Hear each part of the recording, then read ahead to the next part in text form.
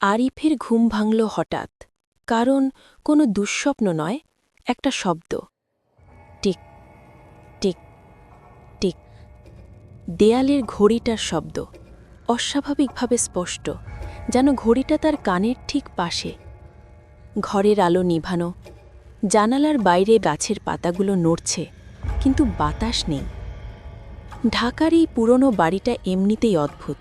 রাত নামলেই দেয়ালগুলো যেন ভারী হয়ে আসে। আরিফ উঠে বসল, মোবাইল হাতে নিল। সময় ৩:১৭। হঠাৎ খেয়াল করল ঘড়ির কাঁটা ঠিকভাবে চলছে না। সেকেন্ডের কাঁটা পেছনের দিকে যাচ্ছে। Tick tick tick. আরিফের বুক ধক করে উঠল।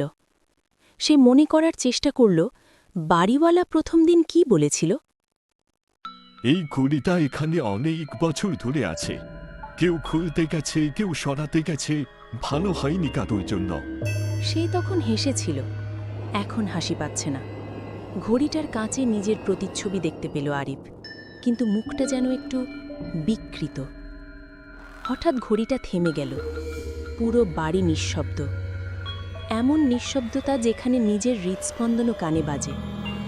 ঠিক তখনই ঘড়ির ভেতর থেকে এলো একটা চাপা ফিসফিস শব্দ, খুব কাছ থেকে। সময় শেষ।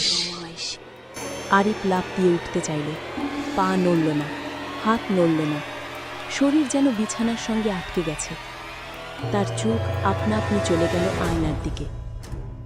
আয়নায় সে দাঁড়িয়ে আছে, কিন্তু বাস্তবে সে শুয়ে।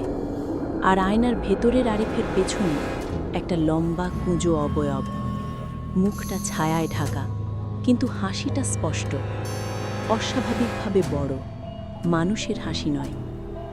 অবয়বটা আয়নার ভেতর ঝুঁকে আরিফের কানের কাছে মুখ আনল।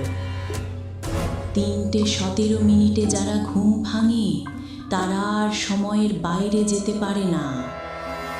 ঘড়ির কাঁটা আবার নড়ল। ঠিক। হঠাৎ ঘরের বাতি জ্বলে উঠল। আরিফ চোখ বন্ধ করে ফেলল। সকালে পুলিশ দরজা ভাঙে। বিছানায় আরিফের দেহ, চোখ খোলা, মুখে জমাট ভয়। মৃত্যুর সময় রাত ৩:১৭। কিন্তু ঘড়িটা, সেটা আবার ঠিকভাবে চলছে। নতুন বাড়িটি আসছে। বাড়িওয়ালা শুধু একটাই কথা বলল, রাতে যদি ঘড়ির শব্দ বেশি শোনেন, চোখ খুলবেন না। কারণ সময় এখনো কাউকে খুঁজছে।